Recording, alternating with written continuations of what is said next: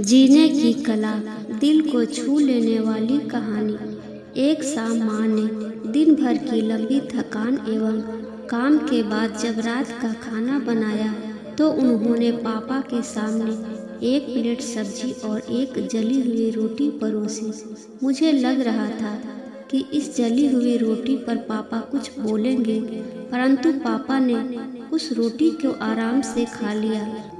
मैंने माँ को पापा से उस जली हुई रोटी के लिए सॉरी बोलते हुए सुन लिया था और मैं ये कभी नहीं भूल सकती जो पापा ने कहा, मुझे जली हुई रोटी, कड़क रोटी बेहद पसंद है। देर रात को मैंने पापा से पूछा, उन्होंने कहा, सचमुच जली हुई रोटी मुझे पसंद है।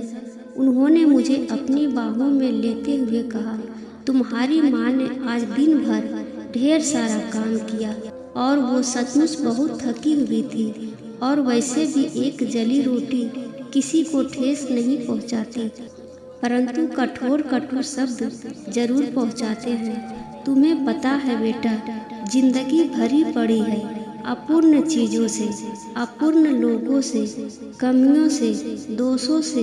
मैं स्वयं सर्वश्रेष्ठ नहीं, साधारण हूँ और शायद ही किसी काम में ठीक हूँ। मैंने इतने सालों से सीखा है कि एक दूसरे की गलतियाँ को स्वीकार करो, अनदेखी करो और चुनो, पसंद करो, आपसी संबंधों को सेलिब्रेट करो। मित्रों, जिंदगी बहुत छोटी है, उसे हर सुबह दुख, पछतावे, खेद के साथ जताते हुए बर्बाद न करें। जो लोग तुमसे अच्छा व्यवहार करते हैं उनसे प्यार करो, और जो नहीं करते उनके लिए अपनापन, सहानुभूति रखो।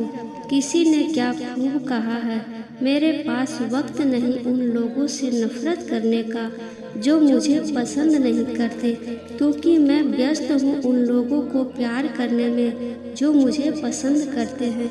दूसरी कहानी, जब तक हो सके आत्मनिर्भर रहो। कल दिल्ली से गोवा की उड़ान में एक बुजुर्ग मिले, साथ में उनकी पत्नी भी थी। बुजुर्ग की उम्र करीब 80 साल की रही होगी। मैंने पूछा नहीं, लेकिन उनकी पत्नी भी 75 पार कर चुकी होगी। उम्र के सहज प्रभाव को छोड़ दे तो दोनों करीब करीब फिट थे। बुजुर्ग की पत्नी खिड़की की ओर बैठी थी, बुजुर्ग बीच में और मैं सबसे किनारे वाली सीट पर था। उड़ान भरने के साथ ही बुजुर्ग की पत्नी ने कुछ खाने का सामान निकाला। बुजुर्ग कांपते हाथों से धीरे धीरे खाने लगे। फिर फ्लाइट में जब भोजन सर्व होना शुरू हुआ तो उन लोगों ने राजमा चावल का ऑर्डर किया। दोनों बहुत आराम से राजमा चावल खाते रहे। मैंने पता नहीं क्यों पास्ता ऑर्डर कर दिया था। खैर, मेरे साथ अक्सर ऐसा होता है कि मैं जो ऑर्डर करता हूँ मुझे लगता है कि सामने वाले ने मुझसे बेहतर ऑर्डर किया है। अब बारी थी कोल्ड ड्रिंक की। पीने में मैंने कोक का ऑर्डर दिया था। अपने कैन के ढक्कन को मैंने खोला और धीरे धीरे पीने लगा। बुजुर्ग ने कोई जूस लिया था। खाना खाने के बाद जब उन्होंने जूस की बोतल के ढक्कन को खोलना शुरू किया तो ढक्कन खुल नहीं रहा था। बुजुर्ग कांपते हाथों से उसे खोलने की कोशिश कर रहे थे। मैं लगातार उनकी ओर देख रहा था। मुझे लगा कि ढक्कन खोलने में उन्हें मुश्किल आ रही है, तो मैंने शिष्टाचार होते हुए कहा, लाइए मैं खोल देता हूँ। बुजुर्ग ने मेरी ओर देखा, फिर मुस्कुराते हुए कहने लगे कि मेरा ढक्कन तो मुझे ही खोलना होगा। मैंने कुछ पूछा नहीं, लेकिन सवाल भरी निगाहों से उनकी ओर देखा। यह देख बुजुर्ग ने आगे कहा, बेटा जी, आज तो आप खोल देंगे, लेकिन अगली बार कौन खोलेगा, इसलिए मुझे खुद खोलना आना चाहिए। उनकी पत्नी भी अपने पति की ओर देख रही थी। जूस की बोतल का ढक्कन उनसे अभी नहीं खुल रहा था, पर वो बुजुर्ग लगे रहे और बहुत बार कोशिश करके उन्होंने ढक्कन खोल ही दिया।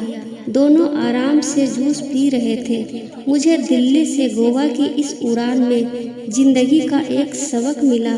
बुजुर्ग ने मुझे बताया कि उन्होंने ये नियम बना रखा है कि अपना हर काम वो खुद करेंगे। घर में बच्चे हैं, भरा पूरा परिवार है, सब साथ ही रहते हैं, पर अपनी रोज की ज़रूरत के लिए वे सिर्फ अपनी पत्नी की मदद ही लेते हैं, बाकी किसी की नहीं।